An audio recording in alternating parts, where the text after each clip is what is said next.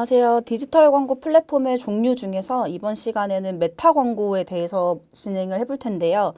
메타 광고 안에서 기본적인 기본 광고에 대한 이해를 돕기 위해 이번 챕터는 메타 이해하기 주제입니다.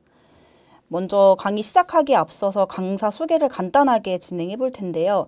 저는 AMPM 글로벌이라는 디지털 광고 회사에서 18년도부터 약 7년간 근무를 하고 있는 디지털 광고 마케터입니다. 우측에 보시는 것처럼 저는 약 90여 개 브랜드의 퍼포먼스 성공 사례를 보유하고 있는데요. 그 중에서도 특히나 메타 광고 위주로 큰 성공 사례가 있기 때문에 이번에 메타 광고에 대한 디지털 광고를 중점으로 교육을 진행하도록 하겠습니다. 또 유튜브 채널 내 마케팅 학교라고 하는 채널 안에서 메타 광고 관련된 강의를 약 50건 이상 정도 진행을 한 이력이 있고, DMQ라고 하는 이제 기본적인 디지털 광고의 자격증 관련해서 출제 의원으로 활동을 하고 있습니다.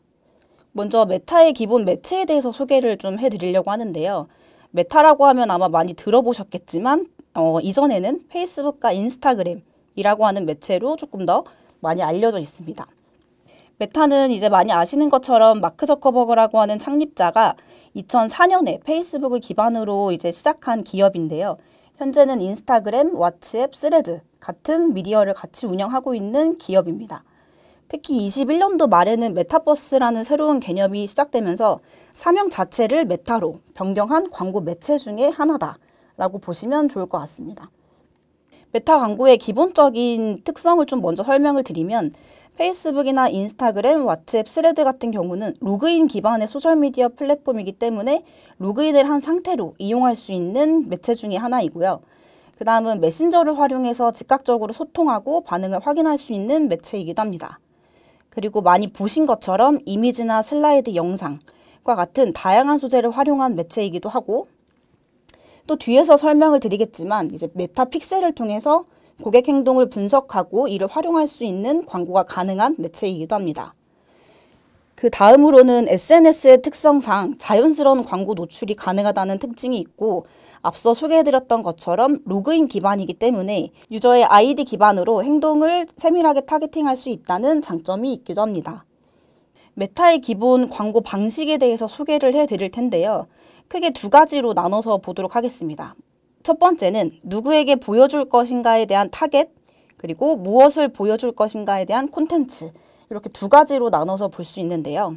먼저 누구에게 보여줄 것인가에 대한 타겟, 이 부분은 세분화된 잠재 고객으로 우리의 광고를 통해서 제품이나 서비스를 이용할 가능성이 높은 고객을 찾아서 그 대상에게 광고를 보여주는 것을 의미하고요. 콘텐츠의 경우에는 우리가 찾아낸 타겟, 즉 광고 대상에게 우리 제품에 대한 관심을 갖고 행동을 유도하기 위한 기획, 그리고 디자인된 광고 결과물이라고 보시면 될 것 같습니다. 먼저 타겟에 대해서 설명을 드렸는데, 메타의 기본 광고 방식 중에 가장 기본이 되는 세 가지의 타겟팅 유형이 있습니다. 먼저 핵심 타겟, 맞춤 타겟, 유사 타겟, 이렇게 세 가지의 유형으로 나뉘는데요. 핵심 타겟의 경우에는 예시 이미지처럼 위치, 연령, 성별, 그리고 관심사와 같이 우리의 제품이나 서비스에 관심이 있는 대상을 여러 가지의 항목들로 타겟팅을 할 수 있는 기법을 의미하는데요. 일반적으로는 인구 통계 타겟팅, 관심사 타겟팅 등을 이제 핵심 타겟의 대표적인 타겟팅 기법이라고 볼 수 있습니다. 두 번째로 맞춤 타겟을 뽑아볼 수 있는데요. 맞춤 타겟은 자사가 보유하고 있는 데이터들을 모두 맞춤 타겟이라고 볼 수 있습니다. 예시로 가져오는 것들의 상세 내용을 보면 웹사이트 방문자 혹은 제품 구매 제외 등의 이런 타겟들의 예시를 가져와 봤는데요. 예를 들어서 우리 사이트에 방문한 고객들을 대상으로 광고를 하겠다. 그래서 웹사이트에 방문한 사람들의 모수를 저희는 맞춤 타겟이라고 볼 수 있고, 이미 우리 사이트에 들어와서 제품을 구매한 사람들을 타겟으로 하겠다. 혹은 이러한 구매자들을 대상으로 제외를 하겠다. 라고 하는 경우에도 우리가 이미 보유하고 있는 데이터를 기반으로 타겟을 설정한 것이기 때문에 맞춤 타겟 중에 하나다라고 볼 수 있습니다. 그 다음 세 번째는 유사 타겟인데요. 유사 타겟은 맞춤 타겟에 유사한 특성을 지닌 대상을 의미합니다. 두 번째로 설명드렸던 맞춤 타깃과 연관되어 있는 개념이라고 보시면 좋을 것 같은데요. 가장 하단 부분에 보시면 타깃의 크기 선택이라는 부분이 있습니다. 두 번째 맞춤 타겟에서 설명드렸던 웹사이트의 방문자를 기준으로 우리가 맞춤 타겟을 설정을 했다라고 하면 이 방문자들의 특성을 고려해서 메타에서 정의한 유사한 값을 대상으로 0%에서 10%까지 그 유사도를 측정해서 메타 자체적으로 찾아낸 유사도의 고객을 대상으로 하는 것이 유사 타겟이라고 보시면 될 것 같습니다. 그리고 메타에서의 기본 광고 방식 중에서 메타 픽셀을 빼놓을 수가 없는데요. 앞에 광고 유형 중에 저희가 세 가지로 핵심 타겟, 맞춤 타겟, 유사 타겟 이렇게 세 가지를 말씀드렸는데 맞춤 타겟의 경우에는 이 메타 픽셀이 설치되어 있는 경우에 이용할 수 있는 타겟 중에 하나이기 때문에 이 픽셀에 대해서 조금 더 설명을 드리도록 하겠습니다. 메타 픽셀은 쓰여져 있는 것처럼 이 사이트에 방문한 방문자가 어떤 행동을 했는지 그 데이터를 기록하고 그걸 기반으로 광고 성과를 최적화하고 이를 효율적으로 관리하는 추적하는 도구다라고 보시면 좋을 것 같은데요. 일반적으로는 저희가 웹사이트에 심는 스크립트와 유사한 개념이라고 보시면 될 것 같습니다. 메타 픽셀의 기능 중에는 첫 번째로 광고 효과 측정의 기능이 있고요. 우리가 진행하는 광고가 얼마나 잘 수행되고 있는지 그리고 얼마나 많은 전환이 이끌어냈는지 이 데이터를 파악할 수 있는 기능이 있습니다. 그리고 두 번째는 리타겟팅 기능이 있는데요. 이게 앞서 설명드렸던 맞춤 타겟과 연관되어 있는 개념이라고 보시면 됩니다. 우리 웹사이트를 방문했던 사용자에게 다시 광고를 노출해서 구매를 유도하는 광고가 가능하고 이 메타 픽셀이 심어져 있지 않는 경우에는 방문자들의 이 웹사이트 내에서의 행동을 추적할 수 없다 보니 리타겟팅이 불가능하다라고 보시면 될 것 같습니다. 그리고 앞서 말씀드린 것처럼 광고 효과를 측정할 수 있다 보니 광고를 최적화할 수 있고요. 그리고 페이스북 자체, 즉 메타가 로그인 기반이기 때문에 웹사이트나 아니면 광고를 보고 실제로 반응을 보인 행동을 분석할 수 있기 때문에 정교한 타겟팅이 가능하다라고 보시면 좋을 것 같습니다.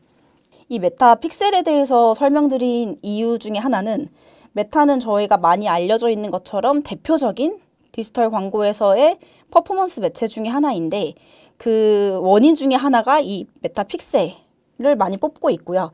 이 픽셀을 설치하지 않고 진행하는 경우에는 크게 퍼포먼스를 기대하기 어려운 매체이기 때문에 중요한 개념으로 가장 기본 개념으로 먼저 설명을 드렸습니다. 그 다음으로 메타에서 중요한 기능 중에 하나가 바로 이 머신러닝이라고 하는 기능인데요. 앞서 설명드린 메타 픽셀과 마찬가지로 메타에서 빼놓을 수 없는 두 가지 특징 중에 하나가 이 머신러닝입니다. 아마 많이 들어보셨을 텐데 머신러닝은 메타 내의 데이터를 통해서 광고 캠페인 운영을 최적화하는 기능이다 라고 보시면 될 것 같습니다. 구체적으로 좀 설명을 드리기보다는 예시로 설명을 드리는 게 좋을 것 같은데요. 메타 머신러닝은 메타에서 정의한 최적화하는 학습 기능이라고 보시면 좋을 것 같습니다.